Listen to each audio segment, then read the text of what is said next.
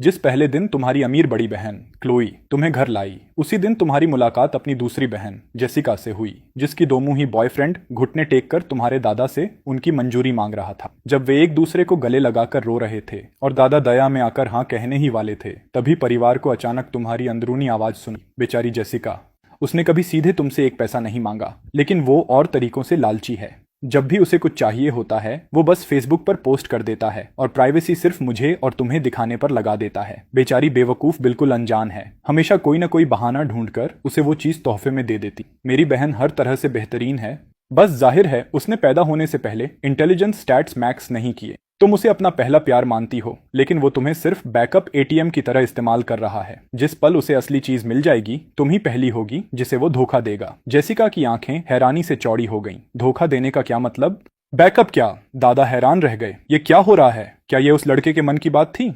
उन्होंने नजरें फिरकर सबके चेहरे पढ़ने की कोशिश की और उनकी नजर क्लोई से मिली। वो उनकी सबसे पसंदीदा पोती थी, जो उनसे सबसे ज्यादा जुड़ी थी। दोनों के बीच एक खामोश समझ थी। क्लोई ने बुजुर्ग को हल्का सा सिर हिलाकर इशारा किया। जाहिर था वो भी उसी नतीजे पर पहुंची थी। उन्होंने इंतजार करने का फैसला किया कि आगे क्या होता है। तुम्हें बिल्कुल अंदाजा नहीं था कि कुछ ही मिनटों में माहौल में इतना अनकहा तनाव भर गया था। तुमने देखा कि तुम्हारी नई बहन जेसिका तुम्हें घूर रही है, लेकिन तुमने इसे नजरअंदाज किया, यह सोचकर कि वो बस नए आए बच्चे के बारे में जानना चाहती। तुम्हें उस पर दया आई। जेसिका के पास सब कुछ लगता है, लेकिन वो किसी और के रिश्ते के नाटक में मोहरा बनकर रह गई है। ब्रैंडन सिर्फ इसलिए वापस आया क्योंकि उसकी असली गर्लफ्रेंड से झगड़ा हुआ था। वो जेसिका को उसे जेलस करने के लिए इस्तेमाल कर रहा है। और देखो, जेसिका अमीर है, भोली है और खूबसूरत है। दिलासे का एकदम सही जरिया। जैसे ही वो दोनों वापस साथ होंगे, वो जेसिका को फेंक देगा जैसे जलती हुई रोटी। ये सुनकर जेसिका का संयम टूटने लगा। उसने गहरी सांस ली। अगर बात सिर्फ पैसों की थी तो वो कोई मायने नहीं रखता। उसने ब्रैंडन का हाथ थामा, दादा के सामने खड़ी हुई और नेकनियती से बोली, चाहे कुछ भी हो, ब्रैंडन ने मेरी जान बचाई थी। आज मैं उसके बिना यहाँ नहीं होती। ग्रैंडपा, क्या यह सबसे ज्यादा जरूरी नहीं है? दादा ने नाक भौं सिकोड़ी। कहने ही वाले थे, यह तो पुराने जमाने की बात है। आजकल कोई जान बचाने के बदले शादी नहीं करता। लेकिन बूढ़े आदमी के बोलने से पहले ही एक और बेबाक आवाज हवा में गूंजी। जान बचाई? ब्रैंडन ने मेरी बहन की जान कब बचाई? दादा रुक गए। वो चालाक बुजुर्ग मौके की तलाश में थे। उन्होंने लापरवाही से पूछा, क्या तुम उस कॉलेज की जहाज दुर्घटना की बात कर रहे हो, जब तुम उस आइलैंड पर फंसे थे? प्यार में डूबी जेसिका को भी दादा की चाल समझ आ गई। हाँ, वही वाली। तुमने अपनी मेमोरी में कीवर्ड्स ढूंढे और फिर याद आया। अब याद आया। ओह, मेरी बहन की कहानी तो बड़ी दर्दनाक है। सच में बहुत बुरा हुआ। जेसिका ने मन में सोचा, ये मैं दर्दनाक कैसे हूं? जरा समझाओ तो। जेसिका को पता ही नहीं है ना? जहाज दुर्घटना के दौरान ब्रैंडन ने उसे आइलैंड पर नहीं खींचा था। वो खुद को मुश्किल से बचा पाया था। एक डॉल्फिन ने उसे किनारे तक धकेला था। जेसिका को जैसे करंट लग गया, लेकिन फिर भी ब्रैंडन ने एक दिन और एक रात उसकी देखभाल तो की थी। उसने उसे पत्तों से ढककर गर्म रखा था। तुम्हारी अंदरूनी टिप्पणी ने आखिरी वार किया। रही देखभाल की बात, वो तो बिल्कुल बकवास है। उसने तुम्हें पत्तों से इसलिए नहीं ढका कि तुम गर्म रहो, बल्कि इसलिए कि उसे डर था कि अगर तुम मर गई तो लाश सड़कर बीमारी फैलाएगी। वो पूरा दिन और रात जेसिका अपनी खुद की इच्छा शक्ति से जिंदा रही। जब वो उठी तब ब्रैंडन बस पास से गुजर रहा था। देखा कि वो मरी नहीं तो उसने अपना बचाने वाला का नाटक किया और उसने सच में उस पर यकीन कर लिया। बचाए जाने के बाद उसने न सिर्फ उसे पहला प्यार माना, बल्कि पैसों की बरसात भी कर दी। अगर सच में शुक्रगुजार होना था तो उसे मरीन लाइफ कंजर्वेशन फंड में डोनेशन देनी चाहिए थी। हॉल में सन्नाटा छा गया। ब्रैंडन को नहीं पता था कि थॉमसन परिवार का रवैया अचानक क्यों बदल गया, लेकिन लग रहा था जैसे यह उसके हक में था। जेसिका, यह कितनी अच्छी बात है कि तुम्हारा परिवार हमारे खिलाफ नहीं है। मुझे अभी कुछ याद आया। जब मैं पानी में था, मुझे लगता है मैंने एक डॉल्फिन देखी थी। ब्रैंडन, क्या तुम्हें कुछ याद है? जेसिका ने अचानक पूछ लिया। अचानक हुए इस सवाल से ब्रैंडन का दिल धक से रह गया। वो अचानक ये कैसे याद कर सकती है?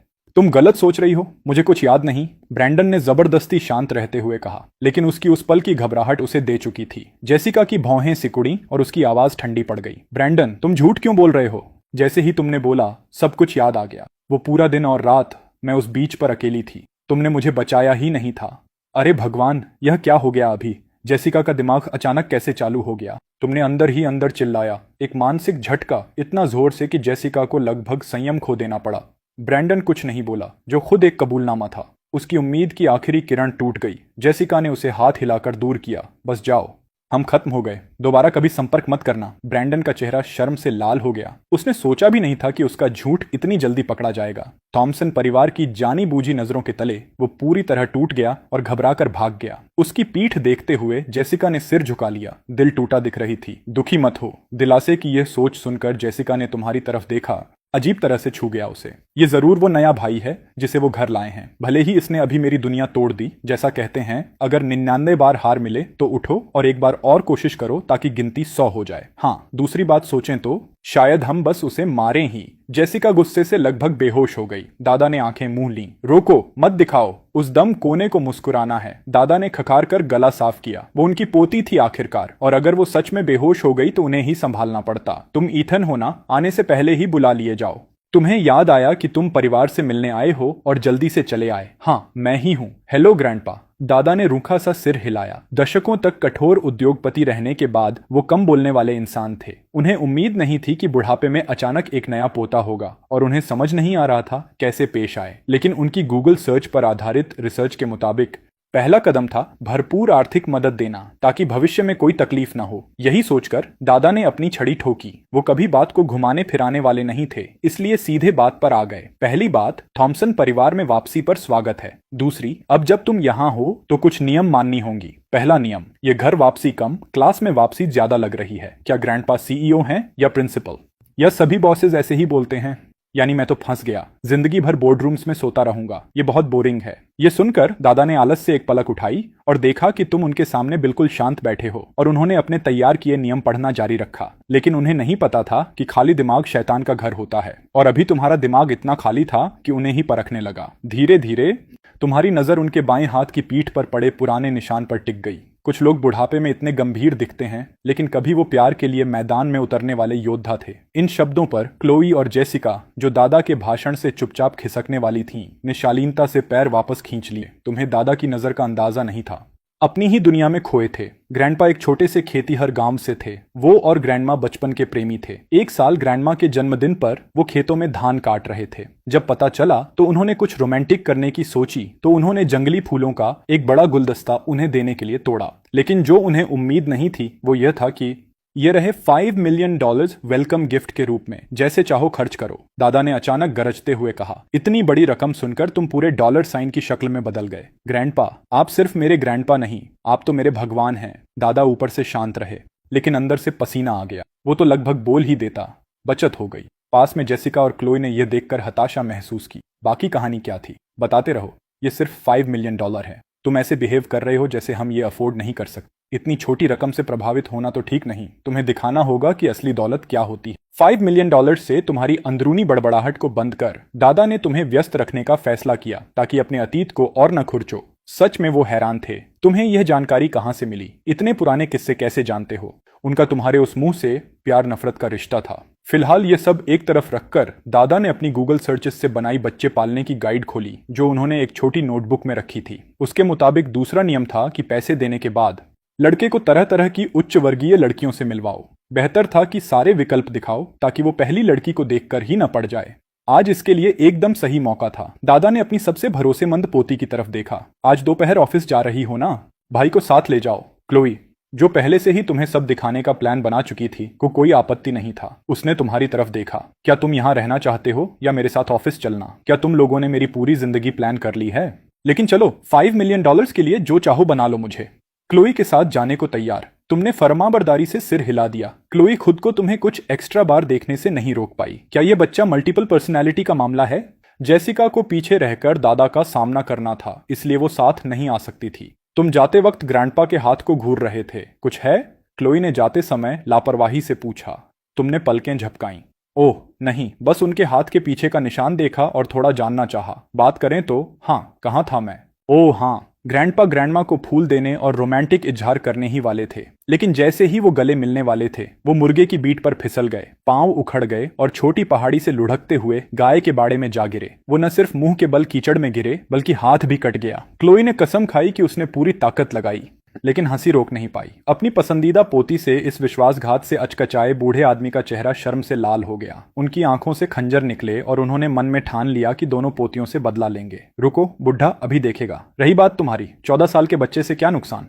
तुम बस सोच ही रहे थे। बुरी सोच तो बहनों की थी। एक छींक के बाद क्लोई गप्पों के बादशाह के साथ ऑफिस की तरफ निकल गई। तुम्हें लगा चुप रहने से ऑकवर्ड होगा तो क्लोई से उत्सुकता से पूछा, आपकी कंपनी कैसी है? क्लोई ने उदासीनता से जवाब दिया, ठीक ठाक है, बहुत बड़ी नहीं, डिसेंट रेवेन्यू। वैसे जब तुम डेटिंग करो तो किसी ऐसे को ढूंढना जिसका फैमिली बिजनेस कम से कम इतना बड़ा हो। ये कोई बहुत ऊंचा स्टैंडर्ड नहीं है। गाड़ी ऑफिस बिल्डिंग के सामने रुकी। तुमने गर्दन 180 डिग्री पीछे खींची और फिर भी ऊपर नहीं देख पाए। क्लोई, मुझे कभी नहीं लगा था कि तुम अकेले मरने की उम्मीद रखती हो। क्लोई ने आखिरी बात साफ सुनी। उसने भौंहा उठाई और तुम्हारे सिर पर हाथ फेरा। क्या देख रहे हो, चलो अंदर। पूरी ऊपरी मंजिल सीईओ का एग्जीक्यूटिव स्वीट था। क्लोई अपनी डेस्क पर बैठ गई। एक वीडियो कॉन्फ्रेंस करनी है, तुम थोड़ी देर रहो, कंपनी घुमाऊंगी जब हो जाए। तुमने थोड़ी देर सुना, समझ आया रुचि नहीं है, और क्लोई के काम करते हुए खूबसूरत प्रोफाइल पर ध्यान लगाया। क्लोई बहुत सुंदर है। ये चाहत भरी बात सुनकर क्लोई के मुंह पर मुस्कान आ गई। ये नहीं था कि उसने तारीफ नहीं सुनी थी, इतनी सुन सुनकर थक गई थी बचपन से, लेकिन कितनी सच्ची थी। तुम अलग थे, तुम सच में यह मानते थे, जो किसी तरह और भी प्यारा लगा। कुछ मिनट बाद तुम्हारी चिंतित आवाज फिर उसके मन में गूंजी, गहरी परेशानी के साथ। यह कितना अफसोसनाक है, इतनी खूबसूरत औरत को उसकी सबसे भरोसेमंद सेक्रेटरी फंसाकर जेल भेजने वाली है, जो चुपके से एक राइवल कंपनी के साथ काम कर रही है, और वो भी फाइनेंशियल क्राइम्स के लिए। सेक्रेटरी सालों से किताबें गड़बड़ करती रही हैं, बिल्कुल छुपाकर। मैं क्या करूं? क्लोई को कैसे चेताऊं बिना शक उठाए? मेरा उसके किसी प्रोजेक्ट से कोई लेना देना नहीं है, तो अगर अचानक यह बात छेड़ूं तो बहुत अजीब लगेगा, लेकिन अगर कुछ नहीं किया तो मेरी बहन सच में सलाखों के पीछे जाएगी। क्लोई का एक्सप्रेशन ठंडा हो गया और उसने आइज्ड अमेरिकानो जोर से डेस्क पर पटका। तुमने ऊपर देखा? हैरान। फाइनेंस डिपार्टमेंट का प्रमुख, जो अभी अभी रिपोर्ट देने आया था, चौंक गया। मिस थॉमसन, कोई प्रॉब्लम है? मुझे याद आया कि मैंने काफी समय से किताबों का ऑडिट नहीं किया। पिछले कुछ सालों के फाइनेंशियल रिकॉर्ड्स तैयार करो और मुझे भेजो। फाइनेंस हेड को समझ नहीं आया क्या हो रहा है, लेकिन सवाल पूछने की हिम्मत नहीं थी और वो फरमानबरदारी से इंतजाम करने चला गया। पलक झपकाओ, पलक झपकाओ। क्लोई ने अचानक किताबें जांचने का फैसला क्यों किया? क्या फाइनेंस वाले ने कुछ ऐसा कहा जो मेरे यहाँ होने से उसके ध्यान में आया? एक साल के हिसाब किताब और ट्रांजैक्शन रिकॉर्ड्स बहुत ज्यादा थे। कल सुबह तक का समय लगता कम से कम। इस बीच क्लोई उठी और तुम्हें इशारा किया, आओ कंपनी घुमाती हूं। तीनों सेक्रेटरीज के पास जाते हैं और देखते हैं कौन सी मुझे धोखा देने की कोशिश कर रही है। जैसे ही वो नीचे जाने के लिए एलिवेटर की तरफ बढ़े, किसी से टकराए। वो आदमी साफ नीले सूट में था। उसकी आंखों में तेज इंटेलिजेंस और एक तरह की भोली भाली बेखबरी का मिश्रण था। उसमें हाल ही में कॉलेज पास आउट लड़के का वो खास फील था जो सीजन प्रोफेशनल बनने की कोशिश कर रहा हो, लेकिन पूरी तरह सफल ना हो। असिस्टेंट लियो कुछ डॉक्यूमेंट्स देने आया था और क्लोई को बाहर जाते देख हैरान हुआ। उसने जल्दी से सीधे खड़े होकर कहा, मिस थॉमसन। क्लोई ने सिर हिलाया। फाइल्स मेरी डेस्क पर रख देना। ये कौन है? थोड़ा जाना पहचाना लग रहा है। वो जानी पहचानी अंदरूनी आवाज सुनकर क्लोई ने मुड़कर देखा कि तुम लियो को ध्यान से देख रहे हो। उसने हल्की सी भौं चढ़ाई। लियो राइट एक अनाथ था जिसे परिवार ने दादा के जमाने से स्पॉन्सर किया था। जब उसने कॉलेज में थॉमसन कॉर्पोरेशन संभाली, उसने सपोर्ट जारी रखा, यहाँ तक कि उसे विदेश में पढ़ने भेजा। पिछले साल ग्रेजुएशन के बाद उसने उसे भर्ती किया ताकि एक भरोसेमंद सहायक बना सके। क्या वही उसे फंसा रहा था? नामुमकिन। टाइमलाइन मेल नहीं खाता। 1 मिनट से कम में क्लोई के दिमाग में 1000 षड्यंत्र के सिद्धांत कौन थे, लेकिन इससे परिचय कराने में देरी नहीं हुई। यह है लियो राइट, मेरा असिस्टेंट, और यह है मेरा भाई ईथन। लियो ने थोड़े घबराहट के साथ नमस्ते किया। Hello young master. तुमने आत्मविश्वास से जवाब दिया, जिससे लियो ने सोचा यह जरूर किसी अमीर घर का है। उसे नहीं पता था कि नाम सुनते ही तुम्हारे मन में 10 लाख अल्पैकास की भगदड़ मच गई थी। लियो राइट, वही लियो राइट जो कुछ सालों में टॉप टियर प्रोफेशनल बनता है। वो वफादार अधीनस्थ जो क्लोई के जेल से निकलने के बाद उसके लिए कुछ भी करता है, जो उसे बदला लेने में मदद करता है। ये अभी ऐसा क्यों दिख रहा है जैसे उलझा हुआ पपी हो? ट्रांसफॉर्मेशन तो जबरदस्त है। क्या उसने कोरिया में प्लास्टिक सर्जरी करवाई या ये बस बहुत बड़ा ग्लो अप है? क्लोई स्तब्ध रह गई। भले ही वो कभी जेल नहीं गई थी, लेकिन वो सोच सकती थी कि अगर उसके भाई की बात सच हो तो बाहर निकलने के बाद जीना कितना मुश्किल होता। तो उन हालात में भी लियो उसकी मदद करने को तैयार है। अफसोस उसका अंत इतना दुखद है। क्लोई जेल में पुरानी बीमारी की वजह से बदले का बीच रास्ता पूरा किए बगैर मर जाती है। लियो, जिसके पास कोई नहीं है, अनगिनत झटकों के बाद आखिरकार टूट जाता है। वो गैस पेडल पर पैर रखता है और मुख्य विलेन को उड़ा देता है। एक मर्डर सुइसाइड। लियो की जवान और थोड़ी भोली मुस्कान देखते हुए क्लोई की नजरें नरम पड़ी। थॉमसन परिवार इतने वफादार और कृतज्ञ इंसान के साथ बुरा नहीं करेगा। हे भगवान, एक मानसिक फैनफेयर बज उठी। जब सोचो तो लियो की जिंदगी एक दुखद एपिक जैसी है। क्लोई का बदले का सफर उसकी असमय मौत से रुक गया। उसने अपनी पूरी जिंदगी उसके मकसद को दे दी, वफादारी के साथ अंत तक। दिल जाता है उस पर। सेवा के लिए शुक्रिया।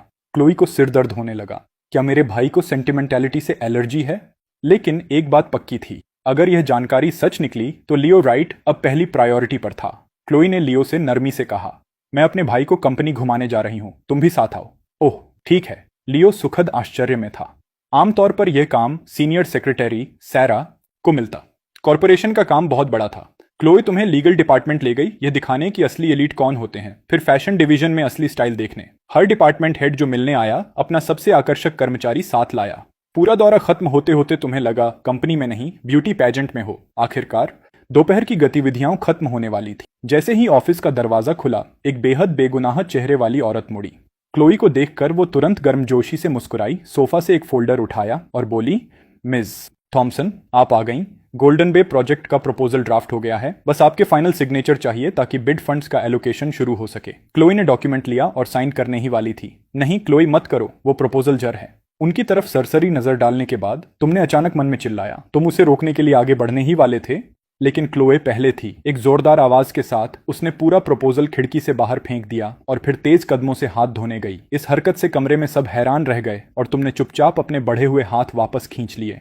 सिंक से वापस आकर क्लोई ने शांति से एक पेपर टॉवल से हाथ पोंछे। बस उस पर एक कीड़ा था, मुझे उनसे डर लगता है, रिफ्लेक्स था। यह सुनकर सैरा सेक्रेटरी ने चुपके से राहत की सांस ली। उसने अच्छे स्वभाव वाली मुस्कान के साथ कहा, अच्छा समझी, मैं दूसरी कॉपी प्रिंट करके लाती हूँ, बाहर वाला भी ले आने का इंतजाम करती हूँ। उसकी मुस्कान गर्म थी, लेकिन सीईओ पर साइन करने का दबाव था। बहुत लोग अभी भी गोल्डन बे प्रोजेक्ट के लिए लड़ रहे हैं। बंद करो ये नाटक, दो मुंही कॉर्पोरेट जासूस जो मेरी बहन की भावनाओं से खेलती रही है। गोल्डन बे प्रोजेक्ट बर्बादी की राह है। जमीन ही प्रॉब्लमैटिक है। जब कैपिटल फंस जाएगी और हादसे होने लगेंगे तो तुम अचानक नकली लेजर्स लीक करके क्लोई को फंसा दोगी, है ना?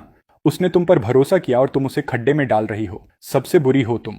तुम्हारी याद में गोल्डन बे का मामला थॉमसन परिवार की बर्बादी की शुरुआत था। क्लोई ने हैरानी से सैरा को देखा। उसे बहुत लोगों पर शक था, लेकिन इस पर कभी नहीं। हाई स्कूल से दोस्त थे दोनों। क्लोई जानती थी कि सैरा गरीब परिवार से थी, इसलिए सालों उसका साथ दिया और ग्रेजुएशन के बाद सीधे टॉमसन कॉरपोरेशन में ले आई। ये सोचकर यह परिणाम। क्लोई का चेहरा गहरा हो गया। धोखे का गुस्सा उबाल खाने लगा। क्यों? उसके मन की आवाज उससे भी ज्यादा गुस्से में थी। हाय, मेरी बेचारी बहन को अभी भी कुछ पता नहीं। क्या सैरा ने सालों पहले जानबूझकर क्लोई से दोस्ती की थी? वो दरअसल डेविस कॉरपोरेशन के सीईओ की नाजायज बेटी है। उस कमीने ने अपनी गर्भवती पत्नी को धोखा देकर अपनी तथाकथित सच्ची मोहब्बत से रिश्ता रखा। सैरा जानती थी कि नाजायज होने की वजह से उसे कभी स्वीकार नहीं किया जाएगा, इसलिए क्लोई के करीब आकर भविष्य के लिए जमीन तैयार की। वैसे ब्रैंडन वही है जिसे सैरा असल में परस्यू कर रही है। पता नहीं अब तक बना भी या नहीं। जेसिका के कान ब्रैंडन का नाम सुनते ही खड़े हो गए। उसकी आंखें सिकुड़ गईं। वो इसमें भी है? तुम्हारे विचार भटक गए। शायद बना लिया होगा। ब्रैंडन सैरा के लिए काम का इंसान है और भले ही जेसिका ने उसे छोड़ दिया, उसके पास सैरा पर गंदगी है। उसने जेसिका को कंपनी में लाया था और डॉक्यूमेंट्स चुराने में भी मदद की। दोनों एक ही नाव में हैं। एक डूबा तो दूसरा भी। क्लोई ने मन में व्यंग्य से सोचा, बाद में लियो से जांच करवाऊंगी। सैरा को जरा भी अंदाजा नहीं था कि चंद मिनटों में उसके सारे राज खुल चुके थे। वो ताजा छपा, अभी भी गर्म प्रपोजल लेकर वापस आई, चेहरे पर मुस्कान का नकाब। मिस थॉमसन अब साइन कर सकती हैं। क्लोई ने उसे देखा, फिर शांति से अपनी सीट पर बैठ गई बिना किसी जल्दी के। लेकिन मिस थॉमसन, बहुत लोग इस प्रोजेक्ट के लिए लड़ रहे हैं और यह बेहद प्रॉमिसिंग लग रहा है। अगर हमने रुक कर किसी और को मार लेने दिया तो? क्लोई की उदासीन रवैया देखकर सारा घबराने लगी। ये उसके सालों की प्लानिंग का निचोड़ था। सब तैयार था और अब शुरुआत में ही अड़चन आ गई। समझ नहीं आया। वो बस डॉक्यूमेंट प्रिंट करने गई थी। क्लोई जो पल भर पहले साइन करने को तैयार थी, अचानक क्यों बदल गई? क्लोई ने लियो का दिया कॉफी लिया, हल्का घूंट भरा और आराम से जवाब दिया, अगर कोई और ले गया तो इसका मतलब था वो हमारे नसीब में नहीं था। जो मिलना है वो मिलेगा। सैरा ने चिंतित भाव बनाया। लेकिन मैं पहले ही पार्टनर से बात कर चुकी हूँ। उन्हें बताया था कि हम आज दोपहर एप्लीकेशन सबमिट करेंगे। अब पीछे हटना ब्रीच ऑफ कॉन्ट्रैक्ट होगा और थॉमसन कॉरपोरेशन की रेपुटेशन को नुकसान होगा। क्लोई ने कप रख दिया। यह आसान है। पार्टनर्स को बस ये बताओ कि मीटिंग के रास्ते में तुम्हें पता चला कि बॉयफ्रेंड धोखा दे रहा था और उसे पकड़ने जाना पड़ा। उफ, तुम खुद को मन में खुशी जताने से नहीं रोक पाए। क्लोई पिछले जन्म में पैंडा रही होगी। कितनी निर्मम है। सैरा के मुंह में हलचल हुई। मिस थॉमसन, प्लीज मजाक मत करिए, वो सच में जल्दी में है। क्लोई की आवाज अचानक ठंडी हो गई। सैरा, हम एक दूसरे को कितने समय से जानते हैं? सैरा अचानक इस बदलाव से चौंकी। उसकी आंखें इधर उधर हुईं। लगभग 10 साल। हाँ, लगभग 10 साल। क्लोई ने फ्लोर टू सीलिंग विंडो की तरफ मुड़कर कहा, जैसे कुछ सोच रही हो। एक दशक में बहुत कुछ बदल जाता है, या शायद मैं शुरू से ही सब साफ नहीं देख पाई। सैरा का दिल डूब गया। इसका क्या मतलब है? उसने चुपके से क्लोई के भाव पढ़े, लेकिन वो वैसी ही दिखी, पूरे नियंत्रण में। क्लोई की आवाज शांत थी। प्रोजेक्ट की कोई जल्दी नहीं, गोल्डन बे की बिड बाद में देखूंगी, ऑक्शन परसों है ना? समय है। ठीक है मिस थॉम्पसन, सैरा ने जवाब दिया, मन में उथल पुथल। अपराध बोध से दबकर उसने आगे जोर देने की हिम्मत नहीं की। सैरा की पीठ देखते हुए क्लोई की आंखें गहरी हो गईं। अगर कल का ऑडिट कंफर्म कर दे कि सैरा ने किताबें गड़बड़ की हैं, तो वो ये सुनिश्चित करेगी कि सालों से धोखा देने वाली को जेल नहीं भेजे, बाहर ही उसकी जिंदगी नरक बनाएगी। उस शाम मैंशन की तीसरी मंजिल के हॉलवे के अंत में बने स्टडी में क्लोई ने दादा को दिन की घटनाएं बताईं। फाइनेंस हेड ने जल्दी में पिछले साल के लेजर्स तैयार किए थे और सच में 10 मिलियन का घाटा मिला।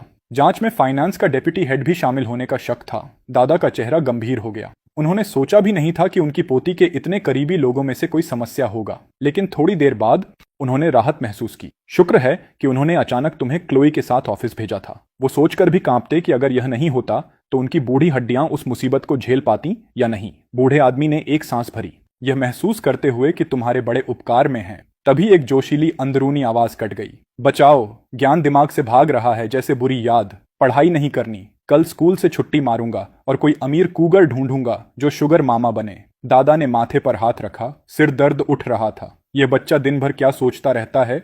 कूगर ढूंढना? क्या परिवार का पैसा काफी नहीं है? उसी फ्लोर पर तुम्हारे कमरे में तुम दर्द से बाल खींच रहे थे। आधा होमवर्क पूरा कर, तुमने बाकी कल स्कूल में देखने का फैसला किया, रजाई खींची और चैन से सो गए। अगले दिन सूरज निकलने से पहले ही तुम्हें पूरी बदहाली के चेहरे के साथ स्कूल जाना पड़ा। जिंदगी बेकार और बोरिंग है। सुबह 6 बजे उठना इंसानियत के खिलाफ जुर्म है। तुमने बेस्वाद तरीके से ब्रेकफास्ट रोल मुंह में ठूंसा। शिकायत बंद करो, दादा ने कहा, तुम्हारे हाथ में एक गिलास मिल्क थमाते हुए। उन्होंने चिंता से जोड़ा, तुम्हारी 5वीं बहन माया उसी स्कूल में जाती है। वो सॉफ्टमोर है, क्लास 3 में। अगर कुछ चाहिए तो उसे ढूंढना। तुम खाली चेहरे से खाते रहे, दिमाग साफ जाहिर था। वो वहां आग बबूला हो रही है। छोटे बदमाश, तुमने आधी बात बताई, बाकी भी बताओ। वो और बोलने से पहले स्कूल ले जाने वाला ड्राइवर आ गया। यंग मास्टर तैयार हैं? अभी नहीं निकले तो लेट हो जाओगे। आया। दादा बुरी तरह से तुम्हें रोक कर पूछना चाहते थे, लेकिन खुद को रोका। बेबस होकर देखते रहे जैसे तुम भागे। मुख्य दरवाजा बंद होते ही दादा ने क्लोई की तरफ मुड़कर चिल्लाए, जो अभी नाश्ते के लिए नीचे आ रही थी, मेरे साथ आओ, माया को कॉल करना है। उसे बोलो कि ईथन को आज पूरे दिन साथ रखे, कहीं भी जाए। 30 मिनट बाद तुम नॉर्थवुड एकेडमी पहुंचे, एक जानी मानी प्राइवेट स्कूल। यहाँ के ज्यादातर स्टूडेंट्स अमीर और शक्तिशाली परिवारों से थे। हर साल माँ बाप अपने बच्चों को एडमिशन दिलाने के लिए हाथ पांव मारते और यहाँ सही लोगों से दोस्ती जिंदगी बना सकती। यंग मास्टर, क्या मैं अंदर तक छोड़ दूं? वो बैडमिंटन रैकेट बैग और बैकपैक दोनों काफी भारी लग रहे हैं। शुक्रिया सर, लेकिन ठीक हूं। तुमने हाथ हिलाकर मना किया। जैसे ही तुमने रैकेट बैग उठाई, जोर की खनखनाहट हुई। एक पल दोनों चुप रहे। ड्राइवर हिचकिचाया, यंग मास्टर, क्या आपका रैकेट टूट गया? नया दिला दूं? नहीं नहीं, शुक्रिया सर, मैं सच में ठीक हूं, तुमने कहा, फिर स्कूल की तरफ भाग ली। बिल्डिंग के अंदर पहुंचकर तुमने रैकेट बैग की जिप खोली। बाल बाल बचे, लगभग पकड़ा ली। यह रैकेट नहीं है, यह स्टील पाइप है। अनुभव से पता था कि जैसे ही पुराने परिवार से बाहर किया जाए, वो लोग जो पहले तुम्हारी चाटुकारी करते थे तुम्हारे पर टूट पड़ते हैं। ज्यादातर पुराने दत्तक भाई बहन के बहकावे में आकर, और कल जो हुआ उसके बाद बदला और भी बुरा होने वाला था। अपनी डेस्क पर लिखी गालियां और एक बार लगभग घेर लिए जाने की याद आते ही तुम्हारी आंखें उत्साह से चमक उठीं। जाग मेरे अंदर के शिकारी, समय आ गया। जब तुम अपनी क्लासरूम वापस पहुंचे, तुम्हारी पुरानी आगे की सीट, जैसा उम्मीद था, किसी और लड़के ने ले ली थी। तुम्हें गुस्सा नहीं आया। सीधे पीछे कोने में खिड़की और डस्टबिन के पास गए जहां तुम्हारी डेस्क थी। ट्रैश शब्द चमकते लाल रंग में साफ लिखा था, लेकिन हैरानी की बात, उस सीट पर एक लड़की बैठी थी, चेहरे पर किताब टिकाए, अत्यंत घमंडी अंदाज में डेस्क पर पांव फैलाए। नई तरकीब। तुमने भौं उठाई। कमरे की अजीब चुप्पी को तुमने नजरअंदाज किया। तुम्हारे क्लासमेट्स हमेशा तब चुप रहते थे जब कोई शो देख रहे हों। जैसे तुम्हारी मौजूदगी महसूस हुई, लड़की ने धीरे धीरे चेहरे से किताब हटाई। वापस आ गए? उसने बेरुखी से पूछा। वो पूरा बोल पाती उससे पहले हवा में एक चांदी की चमक, कौंधी जैसे स्टील पाइप उसके चेहरे की तरफ झूला। सामने खड़े लड़के की आंखों में कड़ा भाव था। या तो आज नई डेस्क दिलाओ या यहां से जाने नहीं दूंगा। फिर उसका चेहरा ठीक से दिखा और तुम लगभग संयम खो बैठे। भगवान, ये तो मेरी बहन माया है। यह यहाँ क्या कर रही है?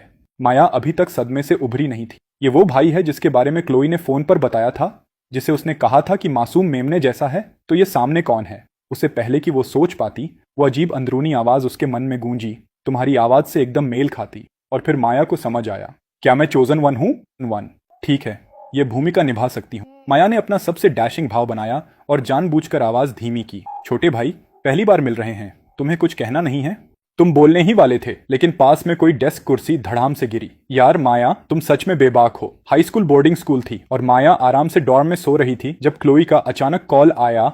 बोला कि लंबे समय से बिछड़े भाई से मिलने जाओ। यह भी धमकी थी कि मना किया तो क्रेडिट कार्ड्स बंद। इसलिए माया के पास कैपिटलिज्म के अत्याचार के सामने झुकने के अलावा कोई रास्ता नहीं था। उसने बस एक झलक दिखाकर वापस आने का प्लान बनाया था, लेकिन जब तुम्हारी क्लासरूम पहुंची तो डेस्क पर ट्रैश लिखा देखा और बुरी अफवाहें सुनी। माया का खून खौल गया। चाहे कुछ भी हो, थॉमसन परिवार के किसी सदस्य को कोई नहीं तंग करेगा। माया पहले से ही नॉर्थवुड एकेडमी की मशहूर क्वीन बी थी और उसके शक्तिशाली परिवार की अफवाहों की वजह से वो ऐसी इंसान थी जिससे पंगा न लेना ही बेहतर था। ये डेस्क कैसी है? किसने लिखा? अभी सामने आओ। माया ने ठंडी नजरों से क्लासरूम स्कैन किया और पहले शोर भरा कमरा खामोश हो गया। सभी स्टूडेंट्स उसे देख रहे थे, हैरान कि वो तुम्हारे मामले में क्यों पढ़ रही है। उसके अगले शब्दों ने सबको सदमे में डाल दिया। ईथन मेरा भाई है और मेरी प्रोटेक्शन में है। मेरा सुझाव है कि अब से अपने एक्शंस के बारे में सोच समझ कर चलो। जो लोग जिम्मेदार हैं उनके लिए। माया रुकी और व्यंग्य से मुस्कुराई। कोई बात नहीं, अगर कबूल नहीं करते, जब ईथन यहाँ आएंगे तो उनसे पहचान करा लूंगी। ये सुनते ही जिन स्टूडेंट्स को गिल्ट था उनके चेहरे तुरंत घबरा गए। बाकी स्टूडेंट्स बस हैरान थे। क्या हो रहा है? वो नकली यंग मास्टर था जिसे निकालकर गरीब बायोलॉजिकल पेरेंट्स के पास वापस भेज दिया गया था। माया थॉमसन, उसकी बहन कैसे? ये तो हमारे पुराने क्लासमेट ने जो बताया था उससे बिल्कुल अलग है। माया ने गॉसिप की लहरों को नजरअंदाज किया, डेस्क पर पांव रखे, चेहरे पर किताब रखी और वापस सो गई। वो पहले से तुम्हारे चेहरे पर आश्चर्य और सम्मान का भाव देख सकती थी जब तुम पहुंचोगे। और फिर उसने तुम्हारी आवाज सुनी, या तो आज नई डेस्क दिलाओ या यहां से जाने नहीं दूंगा। ये तो मेरी सोच से बिल्कुल अलग है। माया ने किसी तरह अपना प्राइड बचाया, गला साफ किया। छोटे भाई, पहली बार मिल रहे हैं, तुम्हें कुछ कहना नहीं है? उसे लगा वो काफी कूल साउंड कर रही है। फिर उसने अपने साथी की बेकार टिप्पणी सुनी। यार माया, तुम सच में बेबाक हो। महसूस होते ही कि तुमने गलत इंसान को धमकी दी, तुमने स्मूथली पाइप वापस खींचा, मासूम मुस्कान बनाई और उसकी तरफ बढ़ाया। Maya, nice to meet you. Steel pipe तोहफे में स्वीकार करो। माया ने पाइप अपनी नई साइड किक को उछाल दिया। जो भी तुम्हें तंग कर रहे थे उन्हें बताओ। अगर बोल रही हूं तो पीछे नहीं हटूंगी। तुम आगे बढ़े और तुम्हारी सीट के सामने वाले लड़के के कंधे पर हाथ रखा। सभी अच्छे एक्टर नहीं होते। मार्क का गिल्ट साफ चेहरे पर लिखा था। ईथन, यार क्या हाल है? तुम उसका साथ देने की हिम्मत नहीं जुटा पाए और सीधे बात पर आए। क्या तुमने मेरी डेस्क पर वो लिखा था? मार्क क्लासिक बुली था, जो कमजोर को परेशान करे और ताकतवर की चापलूसी करे। उसके लिए गरीब और बेबस होना शर्मिंदगी के लायक अपराध था। उसने क्लास में हर प्रभावशाली को खुश रखने की कोशिश की, पुराने तुम सहित, लेकिन तुमने हमेशा उस जैसे लोगों को नजरअंदाज किया था जिससे उसके मन में रिजेंटमेंट थी। जैसे ही सुना कि तुम मुसीबत में हो, वो तुम्हारे पुराने परिवार का फेवर लेने के लिए तुम्हें नीचा दिखाने को बेताब हो गया। लेकिन मैं बस अभी आया हूं, मार्क ने जोर से इनकार किया। तुमने पहले कभी उसकी यह बुरी साइड नहीं देखी थी। दोस्त तो नहीं थे, लेकिन दुश्मन भी नहीं। शायद तुम बस अंदाजा लगा रहे थे। अगर वो बस मना करता रहे तो क्या लगता है हम सब बेवकूफ हैं। माया ने हाथ बांधे और कमरे के सामने के सिक्योरिटी कैमरा की तरफ इशारा किया। एक विशाल कैमरा यहां लगा है, क्या फुटेज खींचनी पड़ेगी? यह सुनते ही मार्क का चेहरा पछतावे से पीला पड़ गया। उसने सोचा था कि चूंकि तुम नकली हो, पैसे संबंध नहीं, पढ़ाई में भी नहीं, तो प्रिंसिपल और टीचर्स तुम्हें प्रोटेक्ट नहीं करेंगे। इसलिए उन्होंने कैमरा से बचने की जरूरत नहीं समझी। उन्हें उम्मीद नहीं थी कि पलड़ा इतना अचानक पलट जाएगा। इतनी तकलीफ क्यों उठाए? यहां बहुत लोगों ने देखा होगा, है ना? तुमने निर्दोष क्रूरता के भाव से पूछा। बाकी स्टूडेंट्स ने तुरंत बोलना शुरू किया। हाँ, मैंने देखा। मार्क सुबह सबसे पहले पेंट के डिब्बे और मॉप लेकर आया था। आरोपों की बरसात होने लगी मार्क पर। यह नहीं था, मैं तो पहले करना ही नहीं चाहता था। यह फ्रेड और विक्टोरिया का आइडिया था। अचानक नाम आने पर वो दोनों स्टूडेंट्स चुप नहीं रह सके। क्या बक रहे हो? जब सुना कि वो नोबडी है, तब तुम सबसे ज्यादा एक्साइटेड थे उससे बदला लेने के लिए। हम सालों से जानते हैं एक दूसरे को। मुझे कुछ नहीं पता था इस बारे में। मैंने कुछ नहीं किया। उनका प्लान था। मैं तो उसे आते ही चेतावनी देने वाला था। बिना तुम्हारे कुछ किए तीनों आपस में ही लड़ रहे थे। होमरूम टीचर, जो दरवाजे से सब देख रहा था, वहीं खड़ा जम गया था। नहीं जान रहा था कि अंदर आए या बाहर रहे, खुद को जितना हो सके छोटा करने की कोशिश में। तीनों स्टूडेंट्स अब पूरी तरह उलझ गए थे। माया ने ठंडे रवैये से यह सब देखा, फिर तुम्हारे शांत भावहीन चेहरे की तरफ मुड़ी। उम्मीद है मेरे छोटे भाई के लिए यह ज्यादा ट्रॉमेटिक ना हो। शायद कुछ साइकोलॉजिकल स्कार्स पड़ेंगे। याद करते हुए कि क्लोई ने तुम्हें पूरे दिन साथ रखने को कहा है। माया ने सोचा स्कूल तो वैसे भी गया, चलो इसे साथ ले चलते हैं। वो टीचर के पास गई, लड़ते तीनों को कंप्लीटली इग्नोर करते हुए, और आराम से बोली, थॉमसन कॉर्पोरेशन इसे याद रखेगी। शायद इनके पेरेंट्स को बताना ठीक रहे। मुझे यकीन है उनकी जनरेशन जानती होगी इससे कैसे निपटना है। माया ने फोन निकाला, क्लोई को हालात एक्सप्लेन करते हुए क्विक टेक्स्ट भेजा, फिर टीचर से कहा, ईथन को आज मेरे साथ जाना है, मैं साइन आउट कर रही हूँ। बिल्कुल बिल्कुल, टीचर ने कहा, आपत्ति करने की हिम्मत न करते हुए। तुमने माया की बांह खींची। माया, अब घर जा रहे हैं? अपना नाम लेते सुनकर माया, जो आमतौर पर परिवार में सबसे नीचे रहती, इतनी भावुक हो गई कि लगभग रो पड़ी, लेकिन कूल बनाए रखा। नहीं, क्लोई ने कहा है, तुम्हें मेरे साथ रहना है। एक बार और बोलो। उसने मदद की थी, इसलिए तुमने अनजान बनकर पूछा। क्या बुलाऊं माया? कुछ नहीं, पास साइन हो गया, चलते हैं। माया ने टीचर को नोट दिया और आगे बड़े कदमों से निकल गई। तुम पीछे चले। माया की जय हो। मन में यह जयकार सुनकर माया ठंडे फसाड के बावजूद मुंह के कोने को ऊपर जाने से नहीं रोक पाई। हाँ, बिल्कुल सही। जैसे ही मिडिल स्कूल सेक्शन से निकले, माया की बचपन की दोस्त ओलिविया उत्साह से माया के लेजेंडरी कारनामे सुना रही थी। सच में थॉमसन परिवार के जीन्स कमाल के हैं। तुम्हारी बहन हर क्लास में सोती है, कभी होमवर्क नहीं करती, हर वक्त पार्टी करती है और रात भर जागती है, लेकिन एग्जाम से 3 दिन पहले क्रैमिंग करती है और किसी तरह हमेशा साल में टॉप 3 में आ जाती है। यह गुस्सा दिलाने वाली बात है। तुम साथ चलते हुए सिर हिला रहे थे। माया आगे चलते हुए मन में तुम्हारी बहुत एक्टिव कमेंट्री सुनने पर मजबूर थी। यह झूठ है। माया रात भर गेमिंग नहीं करती, वो हेडफोन्स लगाकर सीक्रेटली ऑनलाइन लेक्चर्स सुनती है। क्लास में सोना बस सबको कंफ्यूज करने के लिए है। और होमवर्क न करने की बात, जहां तुम देख नहीं सकते वहां उसने इतने प्रैक्टिस टेस्ट्स किए हैं कि पजल बुक बन सकती है। एग्जाम से 3 दिन पहले वाला टाइम बस वो है जब वो ओपनली पढ़ सकती है। उसका घमंड एक डिस्गाइज है। असला सीक्रेट वेपन है हाइपर कॉम्पिटिटिव होना। तुम्हें ध्यान से सुनते देखकर ओलिविया और उत्साहित हो गई। और सिर्फ एकेडमिक्स नहीं, स्पोर्ट्स में भी कमाल है। हमेशा परफेक्ट स्कोर और उसकी स्टैमिना इनक्रेडिबल है। एक बार स्कूल ने एक बड़े पहाड़ पर हाइकिंग ट्रिप ऑर्गेनाइज की। हम में से ज्यादातर ने टिकट बूथ पर ही हार मान ली, लेकिन वो समिट तक पहुंच गई। सुपर ह्यूमन था, इतना कूल। और अगले दिन स्कूल में आई जैसे कुछ हुआ ही नहीं। लेकिन तुमने शायद उसे कभी ऑल नाइटर के बाद नहीं देखा होगा, जब वो इतनी थकी होती है कि हिल नहीं पाती। पूरा शरीर जेली जैसा होता है, लेकिन मुंह उतना ही जिद्दी। इस बीच माया आगे चलते हुए फोन से खेलती हुई पसीना छूटने लगा। यह बच्चा बहुत ज्यादा जानता है। हैरानी की बात, आमतौर पर काम में डूबी रहने वाली क्लोई ने टेक्स्ट्स के जवाब लगभग तुरंत दिए, जैसे उनका इंतजार हो। क्लोई से माया को पता चला कि वो अकेली चोजन वन नहीं है। ये गिफ्ट पूरे परिवार पर असर करती लग रही है। क्लोई ने उसे सीक्रेट रखने और आई मैसेज हिस्ट्री डिलीट करने को भी कहा। तुम्हारे पास ये अजीब एबिलिटी क्यों है? क्लोई ने बताने की हिम्मत नहीं की और पूछने की माया में भी नहीं। क्लोई, मान लो तुम्हारा भाई ऊपर से उतरा हुआ देवता है जो हम आम इंसानों को बचाने आया है। माया, सच में क्लोई? तुम्हें कब से ह्यूमर आने लगा? क्लोई, मैं बस ह्यूमरस नहीं हूं, मैं तुम्हारी पिटाई भी करूंगी। अपने भाई का अच्छे से ख्याल रखो। इस महीने अलावेंस बढ़ा दूंगी। कुछ हुआ तो जानती हो क्या होगा। माया, वो सिर्फ 1 दिन से वापस आया है। क्या हम सच में भाई घर लाए हैं या अपना नया ओवरलॉर्ड? उसे लगा क्लोई ड्रामा कर रही है, इसलिए उसने कॉन्वर्सेशन स्क्रीनशॉट लेकर दादा को कंप्लेंट करने को भेजी। पढ़ने के बाद दादा ने रिप्लाई किया, तुम्हारी बहन सही है। अपने भाई के साथ नरमी से पेश आओ और अच्छा इंप्रेशन बनाओ, नहीं तो। माया ने 2 लाइनें पढ़ी और आई मैसेज बंद कर दिया। उसने कसम खाई कि चाहे कुछ भी हो, वो क्लोई और दादा जितनी चाटुकारी कभी नहीं करेगी। तभी पास से एक सीटी आई। माया, अगर नहीं है, आज रात की रेस के लिए तैयार हो। शब्द विनम्र थे, लेकिन लहजा व्यंग्य से टपक रहा था। वो आवाज सुनते ही माया और ओलिविया दोनों के चेहरे कठोर हो गए। आने वाले ग्रुप की लीडर एक ब्लीच्ड ब्लॉन्ड बालों वाली लड़की थी। सर से पांव तक रिबेलियन की हवा। माया कुछ दिनों से नहीं दिखी, नरम पड़ गई। बेबी सिटिंग कर रही है? कौन बेबी सिटर कह रहा है? माया झट से उसे गाली देने वाली थी जब उसने पीछे से मास्टर ऑफ सार्काज्म की आवाज सुनी। देखो, किसी ने अपना गोल्डन रिट्रीवर लीश से खोल दिया। इतनी टफ एक्ट इसलिए है क्योंकि पता है ASBCA तुम्हारी पीठ पर है। माया का हंसी निकल पड़ी। उसने राइली के ब्लॉन्ड बालों की तरफ देखा। डिस्क्रिप्शन एकदम सटीक था। राइली ने अनकॉन्शियसली अपने बाल छुए, फिर गुस्से से चेहरा काला पड़ गया। तुम कौन हो? यह मेरा भाई है, माया ने आगे बढ़कर कहा और राइली को वार्निंग दी, थोड़ा रिस्पेक्ट रखो। राइली की माया से दुश्मनी थी, लेकिन वो किसी बच्चे को तंग करने वाली नहीं थी और उसने माना कि उसकी आखिरी बात थोड़ी ज्यादा थी। उसने ठुनकते हुए विषय छोड़ा और अपनी मुस्कुराहट माया पर वापस कर दी। बेट भूले तो नहीं? उम्मीद है हारने पर भी इतनी ही टफ रहोगी। बिल्कुल नहीं, तुम पर भी यही लागू होता है, माया ने बिना झुके जवाब दिया। ईथन, क्या हुआ? पीछे से ओलिविया की आवाज सुनकर माया कंफ्यूज्ड होकर मुड़ी और देखा कि तुम राइली की पीठ को ध्यान से देख रहे हो। वो एक पल के लिए हैरान हुई, फिर याद आया कि उसकी फ्रेनेमी वाकई काफी प्रिटी है। उसकी आंखें हॉरर से चौड़ी हो गईं। मेरे भाई को तो उस ब्लॉन्ड पर क्रश नहीं है।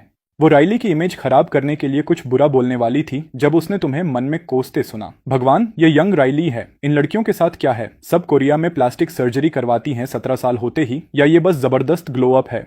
माया की कहानियों से जानता हूं कि वो और राइली स्कूल में पूरी फ्रेंडमी थीं, हमेशा एक दूसरे के गले पड़ी रहती थीं। लेकिन राइली इतनी बैडास पंक होगी ये सोचा नहीं था।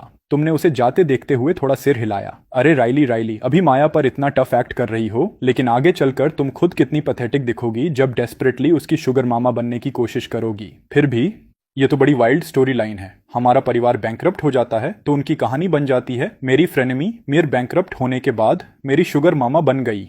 अब माया की बारी थी चौंकने की, इस बार खुद के बारे में। पहले वो हैरान हुई कि भविष्य में परिवार बैंकरप्ट होगा, फिर और ज्यादा हैरान हुई कि उसकी फ्रेनेमी एक दिन उसे सपोर्ट करना चाहेगी। नामुमकिन, वो 100% स्ट्रेट है, वो मुझे सपोर्ट क्यों करना चाहेगी? ये कैसी पागल कहानी है। माया पूरी तरह हेज में थी। राइली ऐसा मुख्य रूप से इसलिए करती है क्योंकि कीवर्ड सुनते ही माया तुरंत स्लो हो गई, कान प्रैक्टिकली खींच गए। बताओ ना, मुझे बताओ। लेकिन ठीक तभी पास में ओलिविया ने एक हल्की सांस ली जो तुम्हारा ध्यान खींच गई। क्या हुआ, कुछ बात है? तुमने पजल्ड होकर पूछा। ओलिविया ने अपनी दोस्त की पीठ की तरफ देखा और कहा, बस माया के लिए थोड़ी चिंता है। माया, ठीक है, समझ आया चिंता। लेकिन एक सेकंड के लिए चिंता रोको, मैं तो बस रीजन सुनने वाली थी, मर जाऊंगी। लेकिन तुम्हारे पीछे के दोनों को कुछ पता नहीं था। तुमने सिर झुकाया, पहले कंफ्यूज्ड, फिर जोड़ लिया और उत्सुकता से पूछा, वैसे वो बेट क्या थी जिसका जिक्र हो रहा था? सवाल ने ओलिविया को हिचकिचाने पर मजबूर किया और माया की तरफ देखा। समझ नहीं आया, डिटेल्स बताए या नहीं? कुछ नहीं, बस एक मोटरसाइकिल रेस, माया ने कहा, कंधे उचकाते हुए बहुत कैजुअली। आज रात 8 बजे मलहॉलैंड ड्राइव पर राइली और मेरा थोड़ा फास्ट एंड फ्यूरियस शोडाउन है। हारने वाला 1 महीने के लिए जीतने वाले का गोफर बनेगा, जो कहे वो करे। गोफर बनना, यही तो राइली आगे चलकर माया के लिए करती है, खुशी खुशी करती। लेकिन मलहॉलैंड ड्राइव तो काफी डेंजरस है, कहीं और रेस नहीं कर सकते?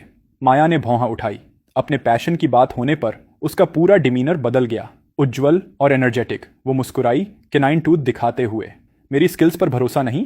चिंता मत करो, मलहॉलैंड ड्राइव पर मैं नींद में भी हैंडल कर सकती हूँ। ये फाइन है, सच में। उसके बाद उसने ध्यान तुम पर लगाया। तो आज रात घर जाना है या मेरे विला में रहोगे?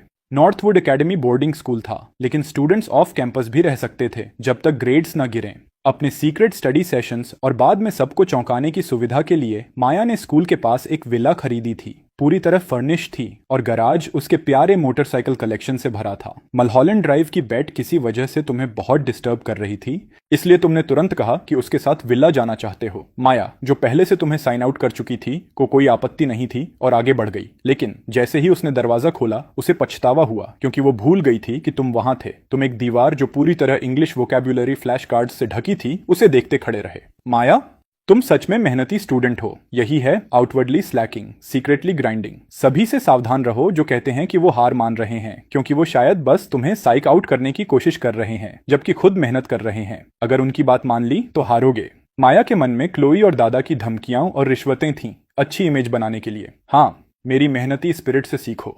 तभी तुम हाथ पीठ पर बांधकर कैलेंडर के पास चहलकदमी करते पहुंचे। ये पोस्चर किसी बूढ़े आदमी की सुबह पार्क में टहलने जैसी थी कि माया को अचानक तुम्हें केन थमाने का मन हुआ। उसका मुंह फड़का। उसने लड़कों के साथ ज्यादा वक्त नहीं बिताया था बड़े होते हुए। उसने सोचा, हम दोनों स्टूडेंट्स हैं, क्यों ना प्रैक्टिस टेस्ट साथ करने का इनवाइट दूं। जितना सोचा उतना अच्छा लगा। एक बड़ी बहन धैर्य से छोटे भाई की पढ़ाई में मदद करती है, कितना होलसम प्यारा दृश्य होता। तुम कैलेंडर के सामने खड़े थे, चेहरा और गहरा होता जा रहा था, आने वाली तबाही से बेखबर। तुमने फोन निकाला। आज 18 नवंबर 2023 है, मलहॉलैंड ड्राइव। माया की बेट। अब याद आया, आज वो दिन है जब माया का एक्सीडेंट होता है। उसकी मोटरसाइकिल का टायर फट जाएगा, वो गंभीर रूप से घायल होगी और उसके दोनों पैर परमानेंटली डैमेज हो जाएंगे। वो कभी लंबी दूरी नहीं चल पाएगी और कभी स्ट्रेन्युअस एक्सरसाइज नहीं कर पाएगी। 2 दिन आईसीयू में भी रहेगी। Permanently damaged legs. सिर्फ ये भयानक परिणाम सुनकर ही माया पीछे लड़खड़ा गई। उन कुछ वाक्यों ने उसकी शांति चकनाचूर कर दी। लेकिन ये तो समझ नहीं आता। माया ने तुरंत कमजोरी पकड़ी। उसकी बाइक में टॉप ऑफ द लाइन सब कुछ है, पत्थरों पर भी चली जाए तो टायर नहीं फटेगा जब तक कोई सड़क पर कीलें न फेंके। लेकिन यह भी नहीं हो सकता क्योंकि वो अकेली क्रैश नहीं होती और वो रेस से पहले हमेशा बाइक इंस्पेक्ट करती है। तो मैकेनिकल फेलियर भी नहीं। किसी ने माया की मोटरसाइकिल के टायर के अंदर एक छोटा डेटोनेटर इंस्टॉल किया था। माया की पुतलियां सिकुड़ गईं। हाई स्पीड पर टायर फटने के भयावह परिणाम वो खुद से बेहतर कोई नहीं जानती। वो निष्कर्ष पर नहीं कूद सकी। राइली नहीं हो सकती, वो इतनी क्रूर नहीं है। तुम्हें बिल्कुल अंदाजा नहीं था कि पीछे खड़ी इंसान तुम्हारे विचारों की वजह से इमोशनल रोलर कोस्टर पर थी। तो किस बेवकूफ ने लगाया? मुझे ठीक से याद नहीं। तुमने दिमाग खींचा, मेंटल सीपीयू ओवरहीटिंग पर। मुझे लगता है कोई बर्बादी के कगार पर पहुंचा अमीर बच्चा था, राइली का कोई लूजर दोस्त। अपने परिवार को बचाने के लिए उसने माया और राइली की पीठ पीछे इलीगल बेटिंग पूल खड़ा कर दिया, दूसरे अमीर बच्चों को बेट लगाने को इनवाइट करके। वो खुद बुकी बना और अपने परिवार का बचा खुचा सारा पैसा राइली पर लगाया। जीत पक्की करने के लिए किसी तरह माया का एड्रेस ढूंढा, उसके गैराज में घुसा और मोटरसाइकिल के टायर से छेड़खानी की। माया अंदर मुस्कान बनाए रखी लेकिन दांत पीस रही थी। तो यह था गैम्बलर्स का सबसे बुरा हो। डिटेल्स काफी थे। इलीगल गैम्बलिंग अकेला ही उस नामालूम कमीने को लंबे समय के लिए अंदर करने के लिए पर्याप्त था। पुलिस कॉल करनी होगी। माया ने मन में प्लान किया कि उस आदमी के गिरफ्तार होने के बाद राइली को टेक्स्ट करके उसके दोस्तों की किस्म पर मजाक उड़ाएगी। इसी इंसिडेंट की वजह से राइली ने जांच की और सच पता चला, और माया के एक्सीडेंट के बाद उसे बेहद गिल्ट हुआ। हमारे परिवार के बैंकरप्ट होने के बाद भी वो माया के पास रही और फाइनेंशियली सपोर्ट करने का ऑफर दिया। उसे जिम्मेदार महसूस हुआ क्योंकि अगर उसने बेट प्रपोज न की होती तो कुछ नहीं होता। अफसोस, मेरी बहन ये 10 LB वेइज करती है और उसमें से 109 LB प्योर जिद है। उसने मना कर दिया। सच में अफसोसनाक। माया, उफ, मेरे छोटे भाई की अजीब फैंटेसीज हैं फिर। माया ने मन में मुंह बनाया। खैर, राइली में जमीर है देखते हुए इस बार उसे माफ। कोई मॉकिंग टेक्स्ट नहीं। ये सोचते हुए वो खुद पर प्रभावित थी। इतनी दयालु और माफ करने वाली इंसान इस दुनिया में कैसे हो सकती है। तुम्हारे दिमाग में अचानक एक आइडिया आया। तुम माया की तरफ मुड़े चमकती मुस्कान के साथ। माया, क्या अपना मोटरसाइकिल गैराज दिखाओगी? मैंने कभी नजदीक से नहीं देखा। देखना बहुत अच्छा लगेगा। और जोड़ा, प्लीज। मैं माया को सीधे नहीं बता सकता तो खुद हैंडल करना होगा। पहले पता करूंगा गैराज कहाँ है, फिर पता करूंगा कि आज रात वो कौन सी बाइक यूज करेगी और टायर का मॉडल नंबर। माया मुझे काफी फ्रीडम देती लग रही है तो एक सरल बहाने से खिसक सकता हूँ। फार्मेसी जाऊंगा, कुछ स्ट्रॉन्ग स्लीपिंग पिल्स खरीदूंगा, नया टायर लूंगा, लंच पर माया को ड्रग करूंगा और फिर उसके लिए टायर बदल दूंगा। तुमने अपना मानसिक प्लान रखा और खुद की खामोश डेडिकेशन पर हैरान थे। अच्छा, प्लान परफेक्ट है। बस प्रॉब्लम यह है कि मैंने कभी मोटरसाइकिल पर काम नहीं किया, लेकिन कोई बात नहीं, पहली बार तो होती ही है। मैंने बाइसिकल फिक्स की है, प्रिंसिपल सिमिलर होगा। माया, यह सिमिलर नहीं है बिल्कुल। ये देखकर कि माया ने जवाब नहीं दिया, तुमने उसका नाम फिर पुकारा। बिल्कुल दिखा सकती हूँ, लेकिन एक सेकंड। वो जल्दी से दूसरे कमरे में गई, फोन पर कुछ देर टैप किया और एक बड़ा टूल बॉक्स लेकर आई। माया मुस्कुराई। छोटे भाई, मोटरसाइकिल का पूरा टूटना देखना चाहते हो? तुम्हारे लिए मैं इंजन पार्ट से टायर्स तक इस बाइक को पूरी तरह ओवरहॉल करने को तैयार हूँ। पूरा डेमोन्स्ट्रेशन दूंगी। ये तो इतना अनएक्सपेक्टेड बोनस था कि तुम्हें समझ आया पिछला पूरा प्लान बेकार हो गया। क्या इतनी तकलीफ नहीं होगी? बिल्कुल नहीं, माया ने अपना फोन हिलाते हुए मुस्कुराकर कहा। मैन्युफैक्चरर को ब्रांड न्यू पार्ट्स डिलीवर करने के लिए कॉल कर दिया। शो जल्द शुरू होगा। छोटे भाई, तुम्हारा प्यार बहुत ज्यादा है। खुद थको मत, बस किनारे से देखो, मैं अकेले हैंडल करूंगी। 1 घंटे से कम में चमकदार नए पार्ट्स आ गए। बाएं हाथ में टूल बॉक्स और दाएं में नया टायर लिए माया तुम्हें विल्ला के साथ वाले गैराज की तरफ ले गई। गैराज का दरवाजा खुला तो हर रंग की शानदार मोटरसाइकिल्स दिखीं। लाल, हरी, नीली, पीली, पिंक, काली, हर तरह के स्टाइल्स में। माया एक आग जैसी लाल बाइक के सामने रुकी और तुम्हें इशारा किया, यहां आओ। यही वो है जिस पर आज रात रेस करूंगी। तुम उसकी चिकनी बॉडी और खूबसूरत लाइंस देखने के लिए पास गए। बहुत कूल है। बिल्कुल है, ये मेरी मास्टरपीस है, माया ने कहा। बाइक के बारे में बात करते हुए उसका चेहरा खिल उठा। असल में उसने बस एक संक्षिप्त ओवरव्यू देने का प्लान बनाया था क्योंकि उसका मुख्य लक्ष्य टायर बदलना था। लेकिन जब उसे एहसास हुआ कि तुम छुपकर बोर नहीं हो रहे और सच में ध्यान से सुन रहे हो तो वो एक्साइटेड हो गई और बड़े उत्साह से हर एक कंपोनेंट समझाने लगी। रुकी तो बस तब जब टायर तक पहुंची। उसने कुछ भी छुपाने की कोशिश नहीं की। ठीक तुम्हारे सामने टायर बदला। उसके बाद उसने पुराना टायर एक तरफ रखा और एक छोटे चाकू से इनर ट्यूब काटकर खोला। तुम्हें मोटरसाइकिल्स के बारे में कुछ नहीं पता था, इसलिए तुमने मान लिया कि यह एक सामान्य प्रक्रिया है। दोनों पूरी तरह ध्यान लगाए हुए थे जब उसके दस्ताने पहने हाथ को टायर के अंदर एक छोटी गोल चीज महसूस हुई। माया की पुतलियां सिकुड़ गईं। इसके बारे में सुनना एक बात थी, लेकिन अपनी आंखों से सबूत देखना एक अलग ही स्तर का झटका था। उस पल, उस भविष्य के बारे में सोचते हुए जो तुमने बताया था, जहां वो परमानेंटली डिसेबल्ड हो जाती, उसकी रीढ़ में एक सिहरन दौड़ गई।